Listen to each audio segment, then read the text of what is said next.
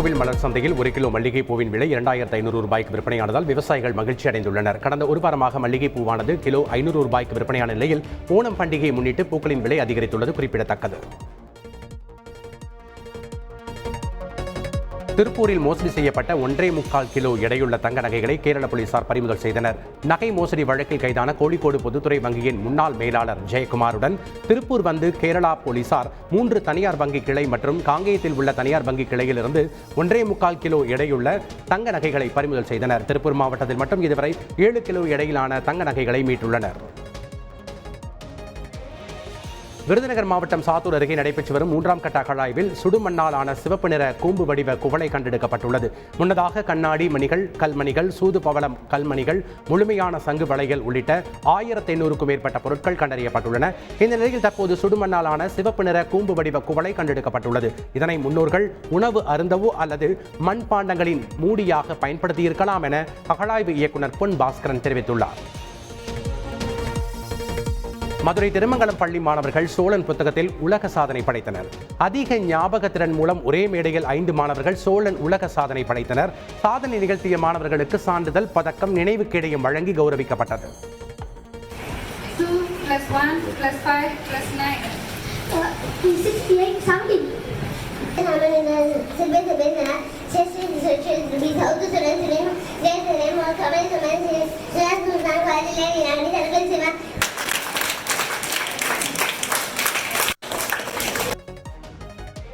தமிழக அரசு பணிகளிலிருந்து ஓய்வு பெற்ற மற்றும் மறைந்த ஊழியர்களுக்கு அளிக்கப்படும் பணிக்கொடையின் உச்சவரம்பு 20 லட்சம் ரூபாயிலிருந்து 25 லட்சம் ரூபாயாக உயர்த்தப்பட்டுள்ளது. இதற்கான உத்தரவை நிதித்துறை முதன்மை செயலாளர் உதயச்சந்திரன் வெளியிட்டுள்ளார்.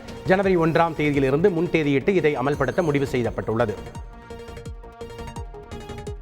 சென்னை மேற்கு மாம்பலம் பகுதியில் பைக்கில் சென்ற பெண் உதவி இயக்குநருக்கு பாலியல் சீண்டல் அளித்த நபர் காவல்துறையிடம் பிடிபட்டார். விருகம்பாக்கம் பகுதியைச் சேர்ந்த பெண் உதவி இயக்குநர் இதுகுறித்து அசோக் நகர் காவல் நிலையத்தில் புகார் அளித்தார். அதன் அடிப்படையில் அப்பகுதியில் சிசிடிவி காட்சிகளை வைத்து போலீசார் ஆய்வு செய்தனர். பைக் எண்ணை கொண்டு மர்ம நபரை கண்டுபிடித்து போலீசார் விசாரணை நடத்தி வருகின்றனர். மகாராஷ்டிராவில் ரசாயன ஆலையில் வாயு கசிவு காரணமாக பொதுமக்கள் அவதிக்குள்ளாகினர். தானே மாவட்டம் அம்பர்நாத் பகுதியில் செயல்படும் ரசாயன ஆலையில் நேற்று இரவு வாயு கசிவு ஏற்பட்டது. இதையடுத்து சம்பவ இடத்திற்கு தீயணைப்புத் துறையினர் விரைந்தனர். அம்பர்நாத் பகுதி முழுவதும் புகைமூட்டமாக காட்சியளித்தது. இதனால் கண்ணெரிச்சல் உள்ளிட்ட பாதிப்புகளுக்கு ஆளானதாக பொதுமக்கள் தெரிவித்தனர். இதனிடையே வீடுகளை விட்டு வெளியே வருவதை பொதுமக்கள் தவிர்க்க வேண்டும் என அதிகாரிகள் அறிவுறுத்தினர். தென் அமெரிக்க நாடுகளில் ஒன்றான பொலிவியாவில் நீடிக்கும் காட்டுத்தீயால் பல ஏக்கர் வனப்பகுதி சேதமடைந்துள்ளதாக அதிகாரிகள் தெரிவித்தனர். சாண்டா குரூஸ் பகுதியில் கடந்த சில தினங்களாக காட்டுத்தீ பற்றி எரிகிறது. தீயை அணைக்க பல்வேறு முயற்சிகள் மேற்கொள்ளப்படும் நிலையில் தொடர் வறட்சி உள்ளிட்ட காரணங்களால் ஆண்டுதோறும் இதுபோன்ற சம்பவம் நடைபெறுவதாக கூறப்படுகிறது. இந்நிலையில் இப்பகுதியில் செயற்கை மழையை உருவாக்கும் நடவடிக்கையில் விமானப்படையினர் ஈடுபட்டுள்ளனர்.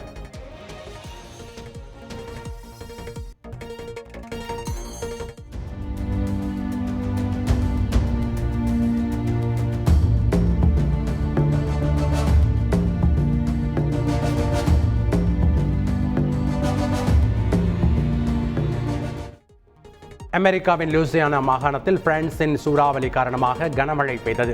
அமெரிக்காவின் தெற்கு பகுதிகளை அச்சுறுத்தி வந்த இந்த சூறாவளி லூசியானாவின் ஸ்டீஃபன்வில்லி பகுதியை தாக்கியது. பலத்த காற்றுடன் பெய்த மழையால் பல இடங்களில் மின்சாரம் துண்டிக்கப்பட்டது.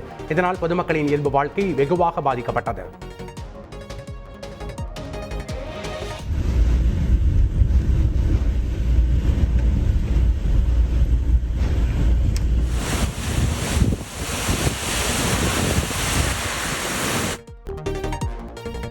கோவை மாவட்டம் பொள்ளாச்சியில் 364 கோடி முதலீட்டில் எலக்ட்ரானிக்ஸ் உதிரி பாகங்கள் தயாரிப்பு ஆலை ஒன்றை ஹரியானாவை சேர்ந்த VVTN டெக்னாலஜி நிறுவனம் அமைக்க உள்ளது. பொள்ளாச்சி சிப்காட் வளாகத்தில் 87 ஏக்கரில் இந்த தொழிற்சாலை அமைய உள்ளது. இந்த தொழிற்சாலையில் radio, access point, camera, tablet, laptop, speaker, sensor, GPS tracker, EV charger உள்ளிட்ட பல்வேறு மின்னணு உதிரி பாகங்களை தயாரிக்க இந்த நிறுவனம் திட்டமிட்டுள்ளது. சென்னையில் நடைபெற்று வரும் அனைத்துறைகளின் பணிகளையும் வடகிழக்கு பருவமழைக்கு முன்பாக முடிக்க உத்தரவிடப்பட்டுள்ளது.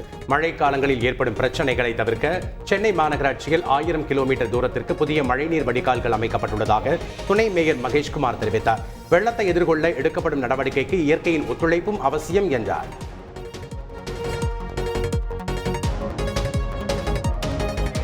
தமிழக காவிரி எல்லையான ஒகேனக்கல் பிலிகுண்டு பகுதிக்கு வருகின்ற நீரின் அளவு திடீரென உயர்ந்துள்ளது.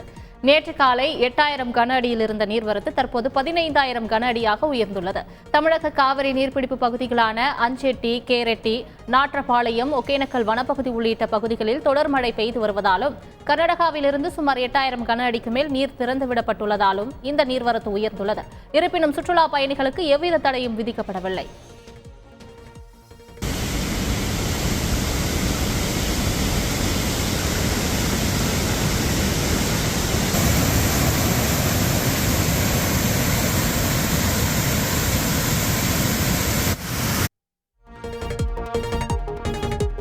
தஞ்சாவூர் மாவட்டத்தில் உள்ள கீழணையிலிருந்து பாசனத்திற்கு தண்ணீர் திறக்கப்பட்டதால் விவசாயிகள் மகிழ்ச்சி அடைந்துள்ளனர். கடலூர், மயிலாடுதுறை, தஞ்சாவூர் ஆகிய 3 மாவட்டங்களுக்கு திறக்கப்படும் நீரால் சுமார் 1,30,000 ஏக்கர் பாசனம் பயன்பெறும் என அமைச்சர் MRK பன்னீர்செல்வம் மற்றும் பொதுப்பணித்துறை அதிகாரிகள் தகவல் தெரிவித்துள்ளனர். செய்திகளை உடனுக்குடன் தெரிந்து கொள்ள உடனே சப்ஸ்கிரைப் பண்ணுங்க.